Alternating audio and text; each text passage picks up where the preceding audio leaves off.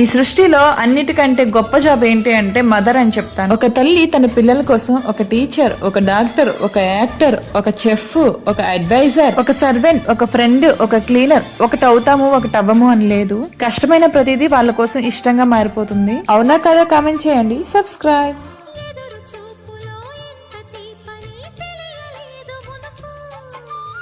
ఎదురు చూడని ఇంత హాయిని మరిచిపోదు మనసు. ఒదిగి ఉండి నీ వాకిటిలో బదులు కోరి నే నిలుచున్నా.